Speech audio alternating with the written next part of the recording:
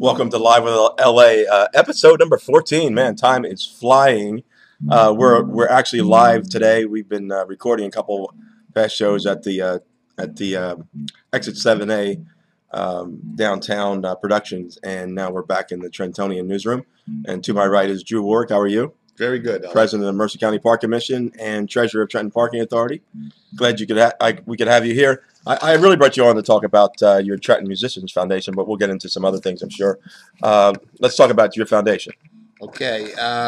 Trenton Musicians Foundation, this is our third year. We like to give a $2,500 scholarship out each year to a senior. We like to do it for a Trenton High or Trenton resident senior who's going to continue their education in the arts. So $2,500, all you have to do is really apply for it. Right. And I'll give everybody a big secret right now. If you apply for it, you'll probably get it because, drum roll please, Mr. Worek, how many applicants you have? 0. We had 0 last year. We have 0 this year. Free money. Right. $2,500 Yep. to any worthy Trenton resident or Trenton senior. Right. And last year you had no applicants. No, we gave the money to James Roush, who was the homeless young man who got a scholarship to Cheney College. Okay. But he needed money for food and board. I think that was through the Isles youth build, right? Yes, with Isles, and we gave him the $2,500 because he is taking a course in drama there. The producer of my show, I think Joey Colkin, might want to go back to school. Take the $2,500, right?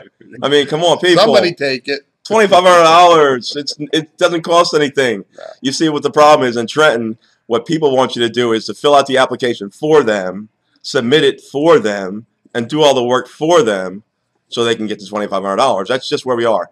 We're in a society right now where we're just giving everything away. I believe Jeff Edelstein wrote a column a few weeks back about entitlements and how people feel that the government should be giving them everything. And I believe Governor Chris Christie had said something about that previously. You got to work for something, man. If you look around the city of Trenton and elsewhere, all these people that we're talking about being here illegal or undocumented or whatever, they're out working us. They're beating us at our own game. They're doing everything that our parents and grandparents did. They're doing it. They're working hard. Another thing, if you notice, they're going to church, right? And when I go out to eat and I see them come in for dinner, they're the family. They've got all the makings, man, for success in America. But Mr. Worek sits here and tells me that for 2 years running, his organization's been trying to give away a $2,500 scholarship to one deserving senior, and he can't give the money away. I mean, that's pretty bad. Yeah, and also we the first year in LA, you were there, you covered it. There's a MC Squared is a group of musicians, Ernie White, Lisa Bushell, and Bert. They put on skits to build character in the school. So we did it only because Joe Zuccarella, Joe Zuck Blues Deluxe, who plays in all the foundation's shows, he put it on at Gregory School. So last year, because all the teachers were doing their resumes to keep their jobs, we didn't do it. And this year, you know, Joe went to his principal, and there wasn't a time. And then there was another school he sent me to, and I sent emails. Or I made calls to the superintendent's office saying, "Give me a school that I can put this on. It's free. It takes it's an assembly. I pay for it, and it teaches the younger kids, you know, about nutrition." You were there. It was a great show. No, couldn't get that done this year, so they took it, and we're going to do the 2 shows, but we're going to do outside of Trenton. And I'm a Trenton resident. I've been born here. You know, I've been here for 60 years, even though I don't look 60. But I like to do the things for Trenton, and it doesn't seem that I can get it done. So you have a character building initiative that you want to bring to city schools, and you can't get that implemented. No. And now you're taking it to the suburbs. Right. Well, I mean, we had the money. And I'm not blaming you. No. I'm just saying that, you know, the rich are getting richer here, and that seems to be a theme in the city of Trenton. I'm not going to start singing in my version of Miss America Pie, but music's gone in schools. Yeah, I think there. Joe Zook told me, Joe Zuccarello, who's the music teacher at Gregory. I think there's only 2 or 3 left in the whole system. Right. Joe has to go around to different schools. We are going to. I did pay for tickets and a bus. His kids are going to sing the national anthem at the Thunder game. I believe it's June 4th this year. So I did pay for the tickets, and we paid for the bus to give these kids the opportunity to go see the ball game. Plus, also they play the national anthem. Check it out. Yeah, there it is. That was last year. That's pretty impressive. Yeah, pretty impressive. Yeah. I think it's so cool. I know when I was growing up, we were all carrying little cases of some instrument, right? Right. Learning to play something. And it's really bad. I mean, if we really did all the stories that we could do, one of the saddest stories in the city of Trenton is that the Trenton Central High School marching band, I believe, had three members in the band this year. Not exactly a marching band. In fact, they were inviting alumni back to suit up and play in the band for games. That's Mr. Pucciati, I believe. Yeah, because Lenny Pucciati, who is a relative of mine, one of the greatest drummers that I've ever seen. That's his brother. I think Joe's over at Trenton High. Yeah. No, you play an instrument, right? You play in the band? Yeah, well, only once. Come on now, let's come on now. What do you play? What do you play? I play guitar. All right. But only once a year because all my friends, they're still out playing, but they play in bars and they start at 10 o'clock, and I'm usually sleeping. I'm sleeping by 10 o'clock. I hear that. So, I hear that. That's the good life, man. Right. You get in bed by 10 o'clock, you're living pretty good. Yeah. So, how's your golf game? Golf game's pretty good. Actually, I got some help from some professionals, and I think they maybe straightened it out. They helped? I might be able to break 90 now. So good for you. I heard you were at a wedding a couple weeks ago. You went down to see PGA star Jason Duffner get married. Yes, my good friend John Rusk from Yardley was Jason's roommate at Auburn, and Jason came up here, I guess, 3 years ago and played at Yardley, and I played with him. And he burned the course up, right? No, he didn't really. No. I think he shot the first year. I think he shot 66 or something. And then last year, that's not good at all. Well, yeah. And the last year, something was going on at Yardley, so they set it up at Trenton. We went to Trenton, right? Because I didn't want to have a lot of people, following the poor kid around. So we played at Trenton. He bogeyed the first hole, and then he shot 67. Oh, that's bad. But he won for his first time the week before his wedding. And I got to know him, and we text each other daily. So I got to become pretty good friends with him through John. Like I said, they were roommates. And it's funny, John was Rusk was the scholar athlete, and Jason was a walk-on. Right. So, Jason is up to $2 million. He's 10th on the list, and John's at the assistant pro Lulu. It's funny, you watch Jason play the past few years. He's really been playing great. He just was never able to get over the hump, so to speak. But it's nice to see him finally break through. But, man, he can play. Yeah, when he comes up here, I'm going to get you out because it's amazing. We're golfers, and his best play is his iron play. Never hits the ball out of the center of his iron. Never. That's what they say. Yeah. So But so what's in the future for local golfers? I know there's been some complaints about Princeton Country Club about the flooding the back 9 area, 4 holes there. But there's little you can do about that, right? Absolutely. This is my 10th year, I believe, on the board. And when we first got on, we looked into doing something back there, and it was like $4 to $5 million to dredge all the waterways back there, the Army Engineering Corps. So this man, is Joey on his JOB today or what? Look, check it out. I know. I'll tell you something. He's got the 18th hole in the background, right? And he's got the putting green there. Man, the guy is working overtime. I know. I got to give him a compliment because I'm watching this and I'm forgetting what to say. I'm going to have to get the Ewing Diner owner, Peter, who's waiting in the wings here to bring him some free breakfast the next time he's here. So right. But we're going to make some major improvements at Princeton. We're going to add another 2,500 feet of drainage for the back holes. There's going to be some facelifting to the clubhouse. We're adding an irrigation system. The first time Princeton will have that. and hopefully that's going to help. And we have a great crew now. Jay Long and his guys are doing a tremendous job. Kevin Bannon and the administration. Kevin plays golf. Not as good as me and you, LA, but Kevin plays, so he knows about golf, and that's important when you have somebody that's an administrator that knows the game. Right, there's no doubt. So, we built a new clubhouse at Mountain View, which is up there now. Mountain View is in excellent shape. Matter of fact, I'm going to play Sunday. I try to play each of the courses once a month. Just to get an idea. Just to make sure, not to say, I'll write down a little thing and I'll call Kevin up. I'll say, hey, Kevin, can we look into this? We have all the Mets coming up. We moved the senior, the rain-plagued senior, to August this year. It will be at Mercer Oaks East. We still don't want to trust Princeton, because if you get rain the night before, you're basically, you can't play. The 4 holes in the back. So we have the 4 Mets coming up. You have the Better Ball, which is June 6th. You have the senior, which is in July. You have the Better Ball senior, and then you have the regular Met, which is in September this year. And then the senior pre-senior, which is in October. And I'm still lobbying. I brought John Russ one year, and I choked. I'm telling you, man. I choked. We led for 2 days, and then I choked. I admit it. Everyone was saying, you know what, we're going to get him in the 3rd round. We're going to get him in the 3rd round. They actually did. But I'm lobbying to bring Jason this year. So I figure I'll get somebody one day that I could win something. Why don't you, I don't know who that player would be. Why don't you get Rory McIlroy? Why don't you get Rory? Well, I think if I bring Jason, we have a shot. I think you do. I really do think you do. So one last time, the Trenton Musicians Foundation, how do they apply? TrentonMusicians.org.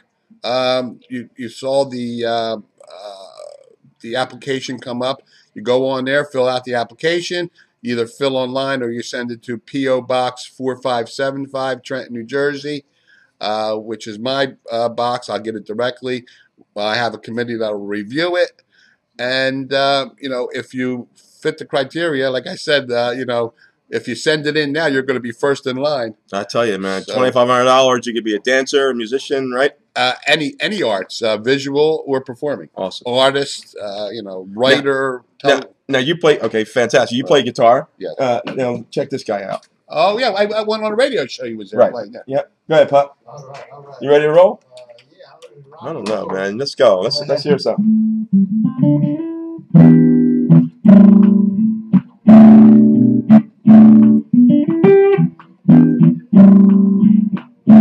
Oh yeah. Drew Worek, thank you very much. LA, always a pleasure. All right, bud. Take care. Yep. Here comes Peter. Nice to meet you. I'm going to stop by the time. I haven't heard from Jeff Hughes. Okay, we got it. All right? We got it. Take care. Yep. Hal, nice to meet you. All right, Scoot over towards I don't know, I can stay close to him, just. I'm showering. No, besides that. Peter Gromit-Cyrus, how are you? I'm doing very well, sir. How are you? I'm fantastic. This is Peter. He's the owner of, let's get the names right, Ewing Diner on Parkway Avenue, right? Yes. And dare I say? You say correct. Should I say? Say and the newest, Two Peters Diner on Parkside Avenue in Ewing. How are you? I'm doing very well. I know you're exhausted, I'm right? Okay. You opened up your second restaurant on Parkside Avenue, last week? Monday. This Monday. Yeah, this Monday. 14. Mm-hmm. How'd it go? We started good. No advertise. We'll do well. Every day is different. More business, and we'll do very well so far. Now you originally took over the Parkway Diner, right? Yes. I think you spent about $3 million on that. A little bit more than that. Okay. So this has happened. Why the expansion? You ready to get bigger and bigger and bigger? Or what? I'm trying. It's on the third place on the way too. But my priority is to make it happen. The second diner to be access, and after that we're on the way to get the third one. And are you catching a lot of ribbing about your new new diner's name? Uh, yes. I think the best joke I heard was that, lucky their name is not Richard. Well, I don't want to go there. I don't want to go there because we have a good comments, but some comments are liking. But we can make everybody happy. We hear them. Hey, it's catchy, Exactly, and I'm not mad. You know me a long time, so I don't have to be mad. To the point. So the Ewing Diner is open 24 hours now? Yes. How's that working out? It's working good. We'll try out probably through to the summer. Mm-hmm. And my plans is to cut the hours a little bit. So what that means that Sunday to Wednesday we open 6 o'clock in the morning and we'll close midnight 12. Okay. And Thursday, Friday, and Saturday we open 24 hours also. Cool. Because what I see so many years I'm in this area, some people they don't like them to come to Alden Avenue, Mm-hmm. or some people from Alden Avenue they don't want to come all the way up to West Trentton. So and I try to make it happy. I try Mm-hmm. to make the customers happy. That's why we're there. Right. So No liquor license? liquor license is going to be in space soon in the Ewing Diner. Do you have to lobby for that? Do you have to go to council meetings? No, How does that work out? Well, we have the license. Okay. I won the license for the 5 years, so the license activate. So it's you can take a place. The reason I never get the license to operate in this place, this is the offices. The offices, you in local offices, you can come to the diner Mhm. on duty time. So and we have a lot of help for the police officers. So and I decided to not service liquor by the time to open the Two Peters Diner. Right. Now Two Peters Diner open, you in diner, take a space for the liquor also at this point. So how'd you get involved in the diner business, restaurant business? Good question. Well, first of all, originally I'm from Greece, like you know. I came here in this the best country around the world, April 1994, and I'm not speaking the language, even in one word. I'm not read the language. I don't have anybody in this place and this country, and I grew up in the restaurant business with my dad, and I started like a dishwasher in a couple of months, and after that I moved to be a grillman. So I don't have a choice and no education. So I started to look for the food business, and I used to live in New York for probably 6 years, for between 5 to 6 years, and I used to visit my uncle here in New Jersey, and that's why I'm looking to get out of the city because it's kind of started to get complicated. I started to grow in my family. I have my first son. I'm country boy, so I love the city, but not to live in the city. So, and for some reason we came to Ewing. We find this place, the Ewing Diner. Ewing Diner at that time it was closed. And it was small, little, oh my little God. place. You remember? How it was. Of course I do. So we took over the place, leased it first, and we started to clean up. And the way we do this smaller renovation, I met my partner. So this is a chef. This is the head chef, and the whole both diners. So and that's where we started the first diner. And we're happy. After 4 years, we run the place. It was the time to extend. Right. And we have a hard time to rebuild the place because it was small lot. It was complicated. The neighbors that don't want to see changes. It was a nightmare. Right. But thanks God, we have lots of support for the township, the community, from the officials. So we did open the doors on August 8, 2008.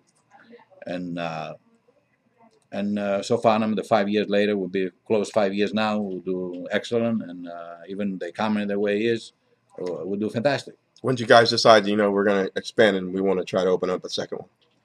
Well, probably a year and a half after we opened the new Ewing diner, Mhm. so we decided we're looking for another area, another location in this area. Right. So what happened was the Parkside was available, but it was complicated situation because it's next to the river, to the creek. Mhm. He flooded many times before. We have to meet the regulations, and it was complicated to extend. Right. So, and it took forever because we have to deal with the DEP. Mhm. And this is not. Stay positive. You want to open up a third restaurant? Be positive. I do, but time-wise, I'm not saying the DEP is bad. Mhm. The DEP is they're trying to protect them, Sure. and I'm not against that. I follow the rules and I follow the law, and I want us to meet the everything what's supposed to be right. But time consuming means a lot. Mhm. Time consuming is be money today. Sure. So, and it took probably 6 to 8 months to get everything permits together, and we'll make it happen. Mhm. And the renovation took another 6.5 months, and we opened them the 15th. I believe when I was in college, I helped open 2 restaurants. One was the Ground Round, and one was a crepe restaurant at Quaker Ridge Mall. So I have an understanding about how much work it takes and what goes into opening up a restaurant. Right. Mhm. A lot. Mhm. Right. Well, And let's talk about this. The one main thing: training and getting the employees that can do the job. How difficult. it's very difficult. I'm surprised, even with the unemployment to be so high level today. I'm very surprised. I mean, I'm not surprised. I thought I would get easy on people Sure. with experience. Mhm. But I Tough. felt it's tough. I Yeah. mean, everybody today want to work. And nobody want to work. Number one. Number Mhm. two, if we work, they try to tell you you're supposed to do it. And this is making me mad. Sure. And I'm not saying I'm perfect. I'm far away from perfect, but I try. But the time I invested $3.6 million in the new place to look the way it look, Mhm. and I wanted my customers to be happy, Sure. and that's why the first day I was there. I'm at 22 hours. Mhm. Okay. The help today is a huge problem. Anyway, you go, no I matter know. what they do. So we're here now. We're trying them to be patient. We're trying them to give you change to the new Mhm. people. We're training them for 3 days. But what I seen them, some they get it, some they don't. Right. So that's the biggest problem today is the help. I always worry, because I always believe that even if Trenton gets the kind of businesses they need to help revitalize the city, I don't think that we have the workforce We don't. ready to go to work. No, we don't. We don't. And that's a serious issue. So then what happens is they have to start hiring from outside the city, which doesn't really, in the It's not end, common help the sense. city at all, right? Right, not at all, and that's why I'm trying to invest in them to invest in this area, and I would love them to come to Trenton also. Mhm. My plans is to be in Trenton also. You want to come bring a restaurant here? Yes, I wish you would, man. I would love to do that, man. You go right but- to the Times. The Trenton Times open up that This building. is a lot of space in Trenton, this point. and I would love to do that. But the bottom line is the biggest problem, Parker, is the help today. Right. Oh, I understand. Listen, the other thing I know, and you know what? If you get a job, the boss is the boss. I mean, we've got to learn that's the rules. The boss gets to call the shots.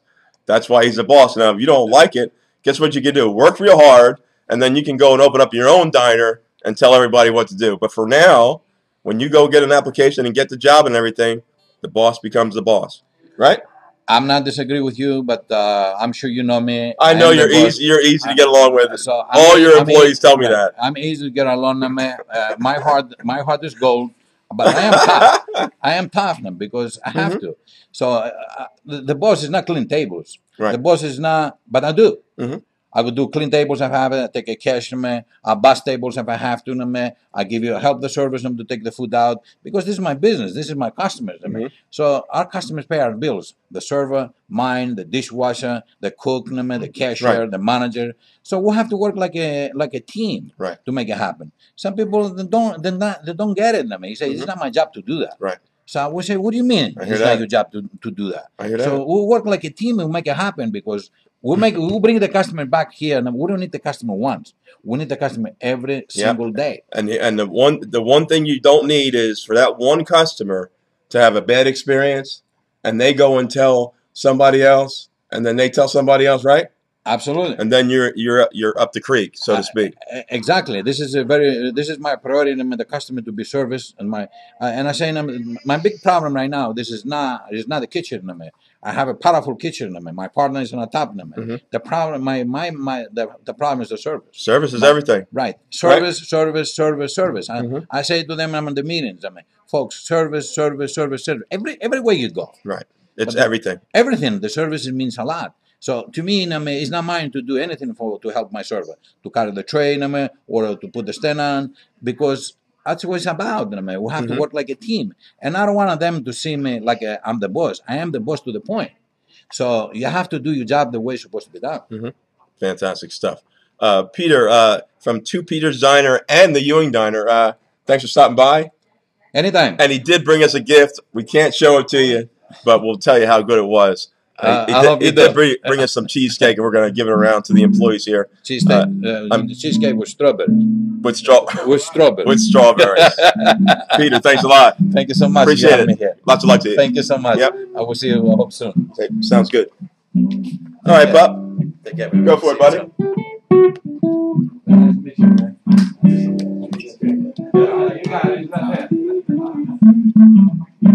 Thank you, Marco. Yes.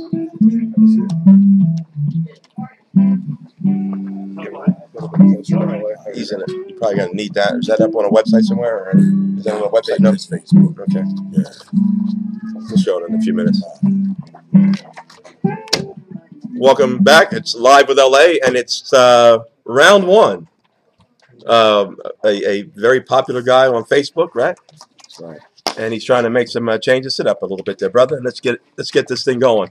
You have an event coming up on May 26th. May 26th. Right? Yeah. What's going to be going on? Well, the movement is called "Is It Fun When a Parent Loses a Child to Violence?" And we just picked up on it, seeing these mothers crying, fathers crying. Basically, the moms just crying. I'm crying. Listen, if my son dies over some craziness, I'm crying. I love my son, boy. And, I know there's not a lot of fathers around to be doing what they're supposed to be doing, right? And they need to step up to the plate. Exactly. But I hear where you're coming from. But go ahead. May 26th is Saturday. May 26th, Saturday. We all meeting up at Prospect and Stuyvesant. We're going to march into Calwater Park, and I got some great speakers that's going to be speaking. Which is myself. The Bishop Earl Jenkins. He's going to be a speaker, and one of my main buddies. Yeah. We got Mr. Maurice from Trenton High School. Another one of my main buddies. And I got a couple other supporting speakers that's going to be speaking, speaking for the cause. This is something I wanted to do last year. And what happened when the killing was going on, a family member of mine, his name is Derek Atkins. In fact, he got a team now. It's more like an organization called the J League. And he picked up the phone. He called me and he said, "Round, we gotta do something about. Let's start something." And now, keep in mind, LA, this is something I wanted to do last year. So he was like the cake tour, and I was just the icing. I just went in because this is something I want to do. It's starting to get accepted here in Trenton. Killing no big deal in Trenton. Right. It's like when I was out in Detroit. Killing's not a big deal. We don't make it a big deal no more. Somebody get killed, oh well. Right. And that's sad. And that's really important. So we can't get to the point like in Philadelphia where killing is just accepted as a regular thing that goes on in the city of Philadelphia. Once you start accepting killing, we might as well march up on out of here. Right. So when people say to the Trentonian, why are you guys highlighting the violence and the killing? I say to them, because it's not acceptable, and we can never get to the point where it's just considered a regular behavior in our community. That's right. Exactly. That's So right. if somebody gets killed, we write about it. Right. Listen, just like the latest thing that happened, the police vehicle got shot at. If they deserve all the coverage, a regular resident deserves the same kind of coverage too. Listen, shooting at a police officer causes all this, furor and everything. The same thing should happen when you shoot at a regular person. Police officers aren't more important than regular residents here. I mean, we need to step away from that kind of idea. But see, like I said, when it go on, somebody get killed. Like say, for instance, man, somebody got shot on the boulevard. We just say the boulevard. It's no big deal. You talk about it for a couple minutes, and then after that, it's over with. Right. The mom is crying. Right. She don't get that type of support or love. Like, for instance, for the Trayvon thing went down, you never gonna see nobody march. Even putting this together, it's just some people view it as another march, another rally. What's the outcome? Can I raise my hand? Go ahead. You got to. I do. And you can't get upset with nobody for feeling that way because it's nothing being done. And you mentioned one of my columns when we spoke last week about when I wrote about not another march, and I would never participate in another march. Listen, it's gotta. If the marches aren't bringing about change, then maybe we need to start somewhere else in a different venue. Right. If marches aren't changing attitudes and ending some of the violence, then maybe we need to go somewhere else and put our energies towards something else. Listen, I'm not going to march in your event, but I'll support your event. I'll probably show up for your event. Right. But you spoke about the boulevard. This dude called me a few months ago when I was writing about we need to take Dr. Martin Luther King's name off the boulevard, and he and I had this long conversation. We got the fight to the end. But it was two good point of views, though. Go ahead. See, people feel like because we not agreeing on the same thing, we ain't got to take a business or turn it personal. Your point of view, like I told some of the members at my meeting, you want to take it down. It is shooting on the boulevard. Right. Dr. Martin Luther King wouldn't want to see a bunch of killing. He done fought all his life. He fought all his life. So you made a good point. My point was, if Martin Luther King can look down, he wouldn't let a bunch of young men, or we gonna say thugs or killers, run him off his street. Martin Luther King, but you know what he would have done? He was, and he's my main dude in my life, except for Christ and God. Right. But check it out. He the next thing to Mr. Blue, my dad. Dr. King would have walked down the boulevard and demanded change immediately. Not 30 years after his name's been up there. That's the sad thing. His name's still up there and things haven't changed in 30 years. The thing about Dr. Martin Luther King, and I love when people remember this, he talked about the urgency of now. I got to get this thing done now. Right. We got to do it now. We can't wait for politicians. We've got to do it right now. That's why my big problem is it's 30 years since we put his name up there. 40 years. And nothing's changed? Come on. Come on. You know what? Take his name down. Give him the plaza downtown where it's always nice and peaceful and quiet and lovely, since he talked about love. And let's put up some other name up on the boulevard. Like, don't come around here or else you're going to get killed boulevard. Nah. If you fighting to take Martin Luther King sign down, I'm fighting to keep it up. I would love to see how many people going to fight with round one to keep it up. If I'm just fighting by myself, then it's a sad day.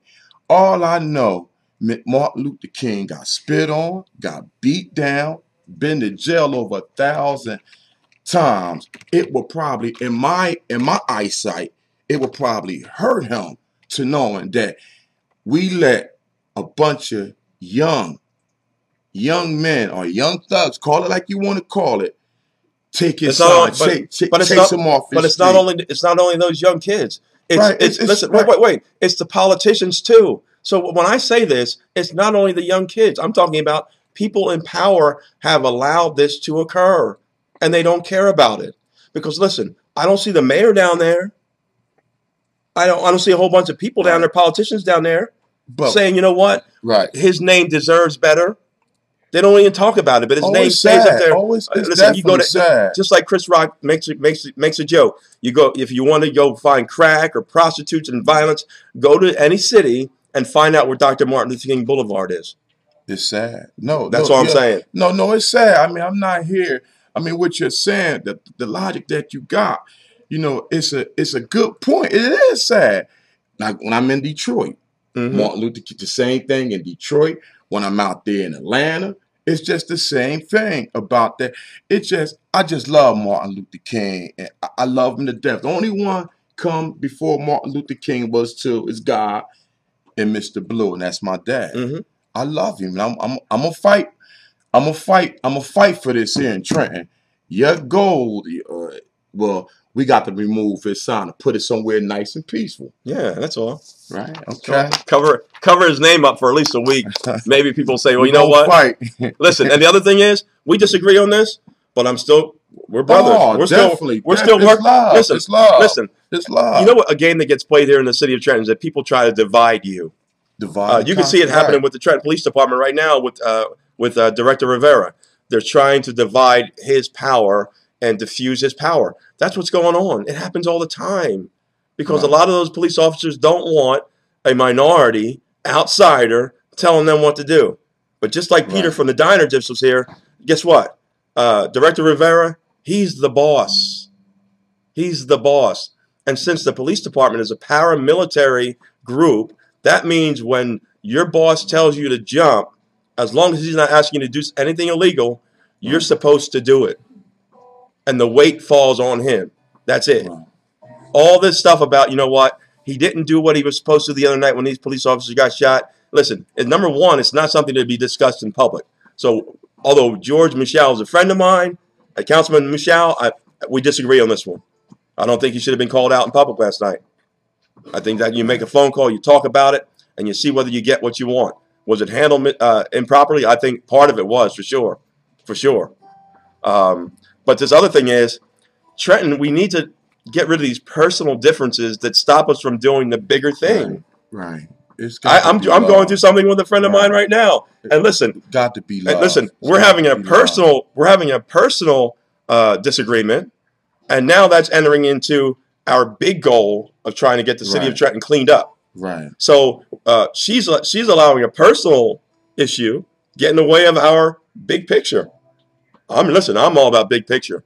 If we can't get together and say, you know what, for the cause, we're going to put aside our personal differences. Right. For the cause. That's right. Then we're never going to get anywhere. That's right. We'll never get anywhere. You're not too fond of politicians, are you? No, I mean, I don't like bringing politics when it come down to kids, and when it come down to something like what I'm doing right here, is because sometimes you take politicians, it runs a different from your vision, from my vision. Right. You know, a lot of people say it's about the parents and about the kids. Sometimes, and I'm not speaking of all politicians, but it's a political game. Sure. It's a political game. So I try to step away from this. People calling me, you're around what organization you belong to, or what are you trying to, what is your goal? Now, it's the love for the kids. And can I be a part of it? Right. Oh, definitely. I mean, no, that's what they're calling about. Oh, yeah. So when I see it, and if I don't feel the love, I just intercept it. You know what I'm saying? Like I said, you know, when you talk about kids, a lot of people say kids, a lot of people say parents, are they going to do this and that? It's just a bunch of talk. And you're not running for political office? Nah. See, I'm telling you right now, there's a lot of people talking in the city of Trenton right now. Don't be fooled about the punchline, because they might be saying things, but this is all about a bigger plan for them to run for office or do whatever they're going to do. So, right? The other shoe's going to drop, and they're going to finally say, you know what? I'm running for this. I want to be a city council person. I'm running for mayor. Listen, I don't know. I think the list is kind of short in terms of people who can really be great leaders in this city of Trenton. Who's going to be the next mayor? There's probably going to be 10 or 11 more people running for mayor in 2 years. My God. If somebody can make I wouldn't care who get in there, as long as they can make a change, and it ain't no sugarcoat, and it ain't something behind door number 5. It's all love. Right. It's definitely all love. And let me just say this to you. Black, white, or indifferent, Trenton just needs a good leader. I don't care what color they are. I don't care what religion they are. Right. Long as We they need right. good, upstanding citizens to lead the city out of the mess that we're in. Right. So, right. Yeah. one more minute about your event. Your event is May the 26th. Come on now.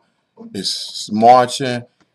If you care anything about these moms that's crying, these fathers, even when it's sister or brother, they're losing their brother or sister, come on out and support the march.